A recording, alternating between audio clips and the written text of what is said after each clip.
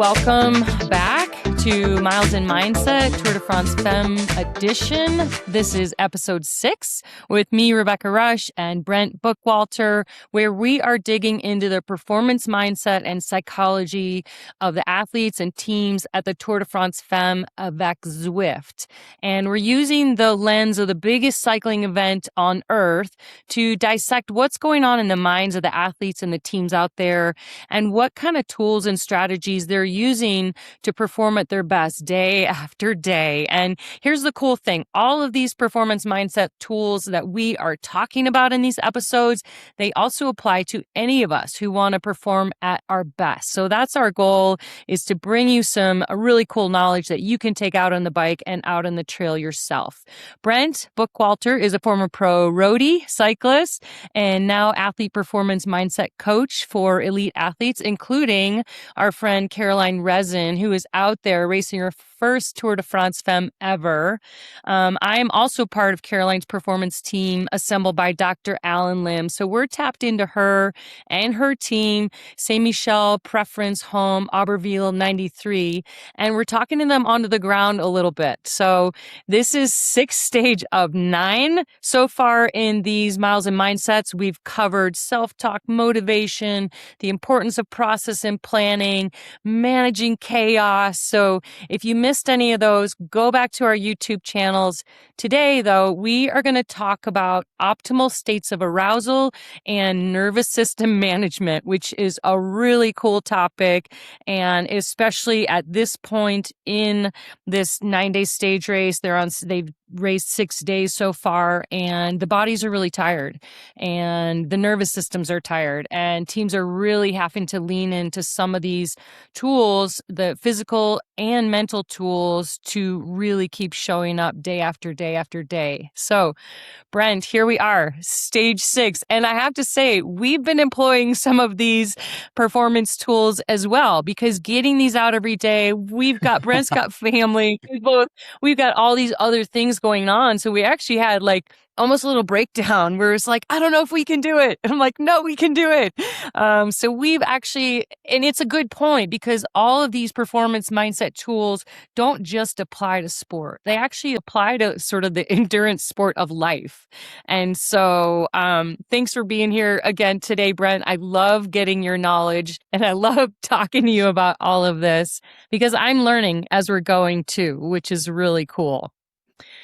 All right. So stage 6, quick breakdown. I'll remind you all, these are not race reports. Go in and look at the coverage. The coverage has been amazing.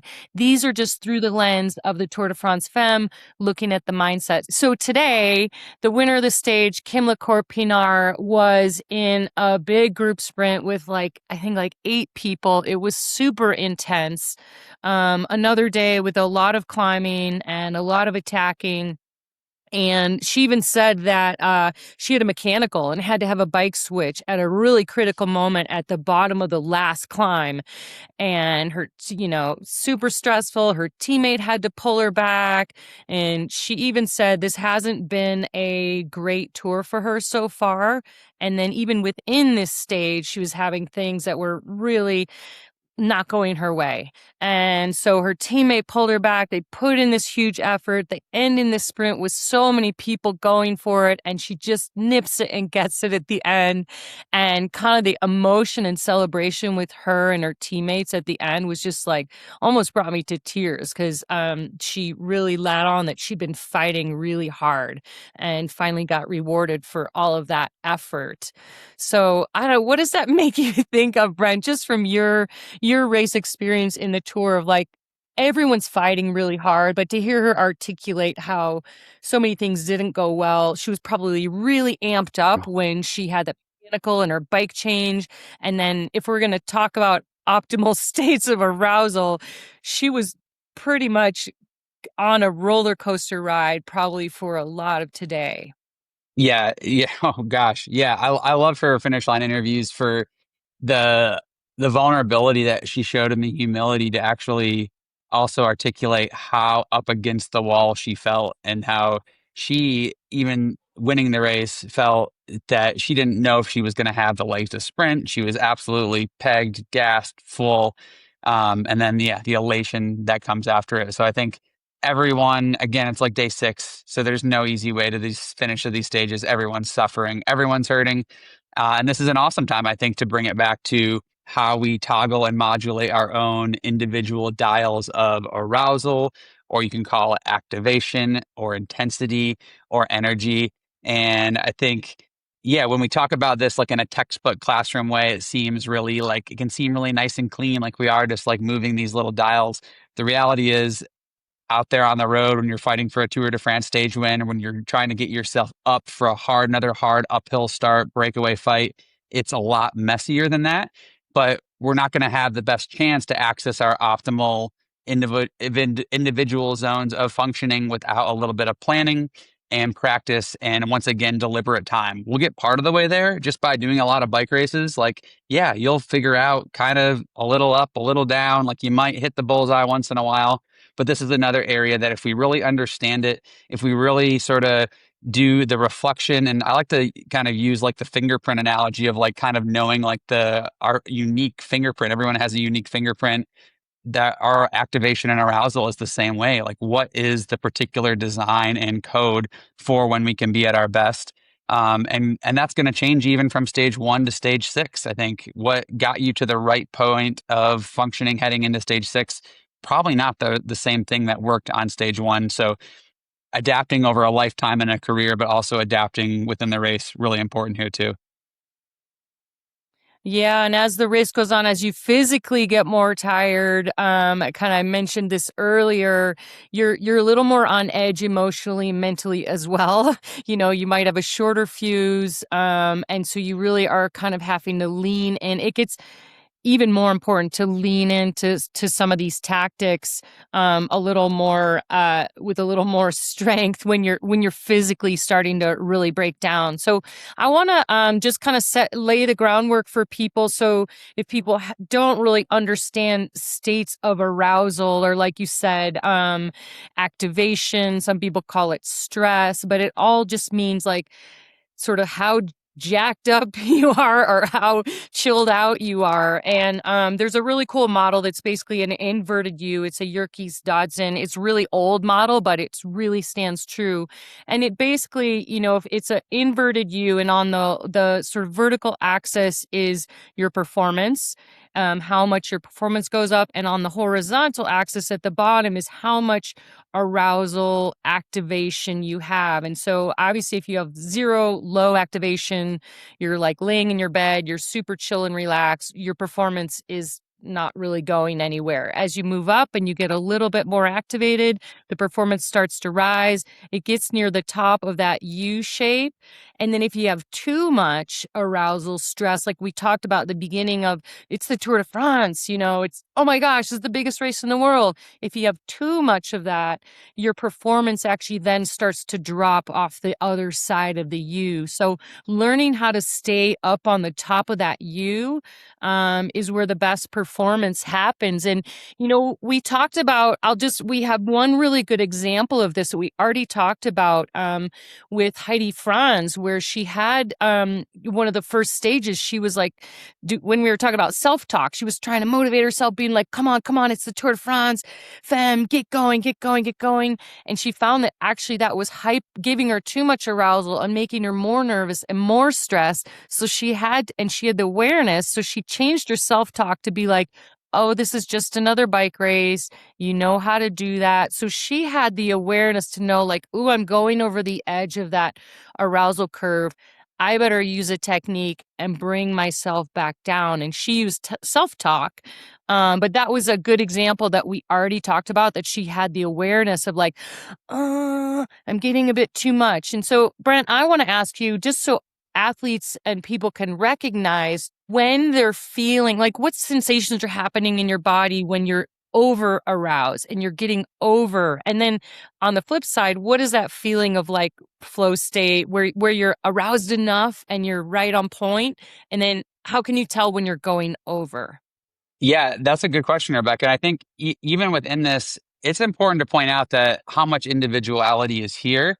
What works for one Mm-hmm. is not going to work for the other, and an experience for one person is going to be different than the other. I think when we talk about positive or when we talk about intensity, like high intensity, low intensity, the other sort of spectrum here, which is maybe a little more uncommon, and I'd say especially in endurance sport, road cycling, by virtue of the long endurance nature, but there is also a pleasant and unpleasant element and dynamic of here, in that unpleasant emotions or levels of intensity. So even being a little hyper vigilant or aggressive, or even like sometimes we say like fueling performance with a little bit of anger, that's not going to work Mm, for everyone, but it's important that it does work for some. So I think yeah. the like really the word that I like to use is sort of like functional or effective. So you can have a positive sort of emotion or a positive sort of energy. It can be effective. It can also be dysfunctional. Like you can be too relaxed, too complacent. On the same note, you can be kind of unpleasant. You can be kind of that angry or anxious, and it can be ineffective. It can be that can lead you to feel overwhelmed or fearful. But for some people, it can actually fuel performance too. So Mm, the generalities with what it feels like for a particular person are really hard to sort of convey and interpret. I think in general, uh, there's certain moments when we want this nervous system to be activated to this fight or flight full intense phase, and then there's certain yeah. periods when we don't. When the breakaway is under control and you're sitting in the peloton, you don't need to be full adrenaline system sympathetic fight or flight raging. You need to be a little more calm there. So those are the Yeah. classics, like high heart rate, like shallower breathing, maybe like the hands are getting a little sweaty, a little bit of like tension in the chest. But in other moments of the race, yes, absolutely, that can and will serve you, and that's why it's important to practice this. And I think when we think and reflect about what is optimal for us in different situations, that the question you just asked me is the question everyone needs to pose to themselves: is like, these three performances in my memory, like I really was my best. I was most alive, actualized, fully engaged, fully optimized. Like, what did that feel like? Like, was there a little bit of like Mhm. anger in there? Was it really hyped up? Was it really subdued? Was it monked out? And then on the other end of the spectrum too, like these 3 times in my career, I totally missed the mark. I was not fulfilled. I was not optimized. I wasn't actualized as my best self. And what sort of intensity emotions were felt here. And I think then you Okay. start to like inventory and get the picture painted of the individuality for you. Yeah, and you said something. I think I love everybody going to their personal example, because ultimately, once we get this is about getting to know ourselves, and so you already have in your history a bunch of examples of where you've done it well or maybe not done it well. And the real magic happens is when you can understand the concepts and then go back and look at your history and be like, oh, okay, I'm starting to understand why that worked and why that didn't work.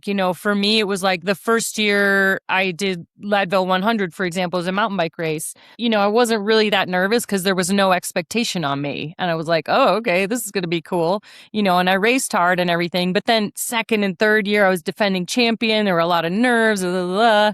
And I was way more amped and I had performances, but I had to like really work to breathe at the start line and not go out too fast. And then my fourth year, um, I was kind of at that optimal state where, I wasn't too relaxed like the first year or too amped like the second and third year. And I finally nailed it on my fourth year and all of the rides were good, but I could feel the difference. And I think that's the point is tuning in, like, what do you feel in your body? And this is what your body is one of your best messengers of, like you said, am I breathing really shallowly up in my chest? Are my shoulders up in my ears? That's something I check in a lot when I'm on the bike of like, am I holding tension where I don't need to hold tension? And so I'll do, it's pretty common in yoga and other stuff, a body scan of like, am I holding tension?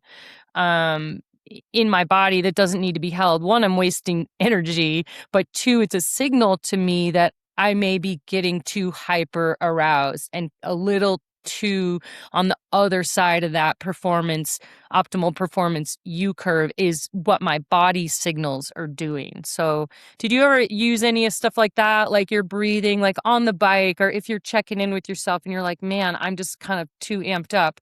What were you doing on the bike to sort of, when you recognized that? The breathing is always the first one and the most impactful one, because that's our connection with the outside world. It's physical, it's nervous system, it's also psychological.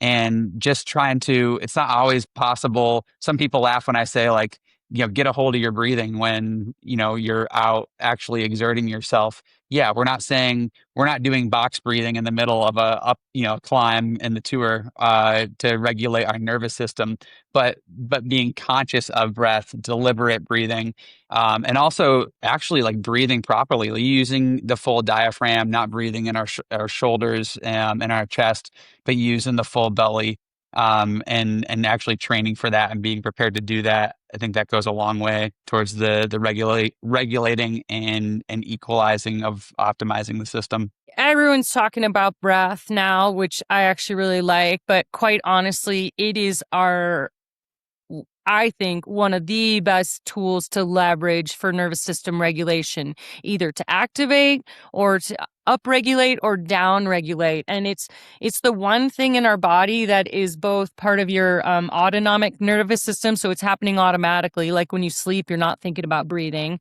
but it's also part of our somatic nervous system, which means you can control it. And so it's this really cool toggle switch where you can calm your nerves, or like I said, you can activate. And there's all sorts of different breath stuff. You guys can look it up, but just some simple things that you can do on the bike. Like Brent said, a deliberate breathing so that you're breathing into your whole belly, you're getting the full oxygen exchange, but also even just a longer exhale than inhale. Blowing, blowing a bunch of air out. That's going to signal to your brain and your nervous system, like, I'm okay, I'm going to be all right. So there's a lot going on in the body, in the physiology when you do that. But that's something I would do. I've talked about this already. I wasn't the best technical rider mountain biking, and, getting to the top of these drops or a technical section, I'd feel my shoulders go up in my ears and gripping the bars and going, oh, here's this section, I'm freaking out about it. And what I would do is I would like drop my shoulders, I would shake my head, and I would just kind of like, just really like blow a bunch of air out and just like make my body relax. And that's basically a somatic technique where you're doing some sort of movement to kind of tell yourself, like, relax, I'm okay, and then I would flow into the drop off or whatever. Love it. So Love it. Yeah. you did stuff like that, but it Very, was always very kind of good. funny. And It's in your control. on And climb, yeah, I also love that it does. it's free. It is. It's like, well, there's a lot of stuff too, like things about why dance is really good for you. And this is another thing of like shaking your body is there's actually a lot of science behind it, and why people love to dance, or, just shaking yourself out. It actually does kind of break the cycle of holding, where everything is holding and tense. So if you can wiggle around, and maybe not in the Peloton of the Tour de France Femmes, might be kind of weird, but if you're out on your own mountain bike ride and you're doing a technical section, I often do that. I also will say out loud the word yes or go. And there's also some really cool science behind that just a positive affirmation or smiling. There's something that if you smile, it also does stuff to your brain. And I don't have all the techniques, but I think it's really fun to know that that you can actually do something that scientifically, physiologically is helping you release some tension, basically. And it gives you a sense of agency. I think for me, at the top of like a technical thing, it's like, okay, I'm taking an action to relax so that I'll ride more smoothly through this thing. So I felt like I had some agency, and I was taking a bit of control in a positive way. Yes. Yeah. And I think this is another natural connection to the underlying, ever present, and so important ability for us to be mindful and to work this process of mindfulness. And that you have to have the awareness that your level of activation or your arousal or your nervous system is a little dysregulated. It's not serving you.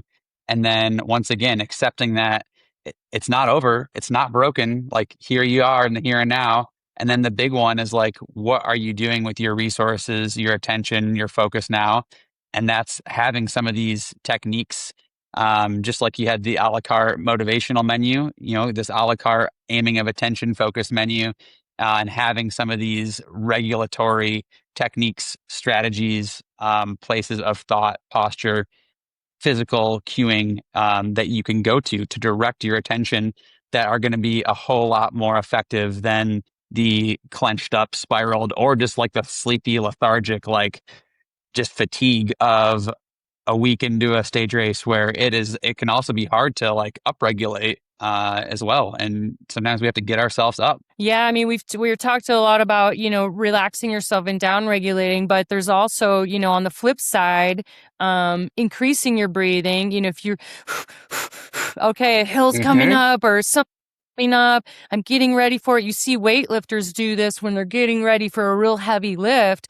They will take some fast, deep breaths, and they're activating the nervous system to upregulate. So you've got that toggle switch that can go both ways. And we've talked a lot about bringing it down, but you also sometimes want to bring it up, and that's increasing your breath, getting your focus, getting your brain clean. Kashani Afini talked about at the end of last stage, like someone commented, an interviewer, like, you look so cool and calm and relaxed on the bike. And she was kind of like, that's my game face. She's like, make no mistake, I am working so hard. But you see her on the bike and her face is completely relaxed. There's nothing showing, no emotion, and she's consciously not wasting any energy on showing her emotion. I mean, she did say it's her poker face. She doesn't want to, any of her competitors to see it, but I also think she's just trying to stay very focused and only put her energy in her legs and put the energy where it needs to go, instead of wasting it on having a grimace on your face. Absolutely. And I would imagine she trains that and has practiced that a lot, as all these pro bike racers do. So many reps out in the mountains, already like training with fatigue, accumulating fatigue, being really uncomfortable, going down that that often lonely exploration of self. That all builds to these moments where you're able to execute on the roads of the tour. Well, as we wrap this episode up, that's about optimal states of arousal, nervous system regulation, just a few other things. We talked about breathing. Music is also very relaxing for people, or upregulating for people. So that might be something to bring into your training. Obviously you've got your teammates, you've got riders around you that can either calm you if they've got good energy, or they can bring you up.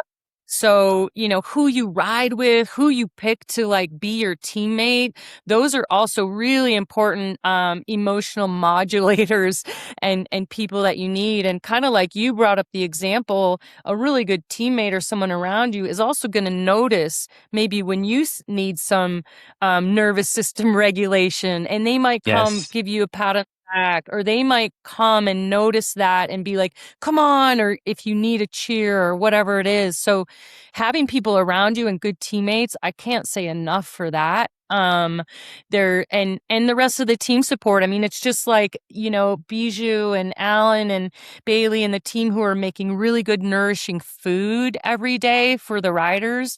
That's part of the emotional support of, one, feeding their bodies and fueling their bodies, but also they make the food look beautiful and they are really happy when they give it to them. And that's actually helping the athlete's nervous system also just take a break from, oh my gosh, we just finished this stage, I need to eat this food, I need to get to bed. But like, hey, let's sit and have a really beautiful, wonderful meal. And that culture and that alone, enough cannot be said about how that actually really helps athletes save and replenish their nervous system energy, as well as their food and fuel. Love it. Yeah, that team's lucky having Bijou I got- and Bailey and Alan at the helm. That's a lot of We're there's a lot of love in that food. There's a lot of human holistic nourishment in that food. so much. They're seeing pictures of it and them preparing the meals, and I'm so jealous of the food that they're getting to eat. But it's working. They've got 6 of their 7 athletes still in there.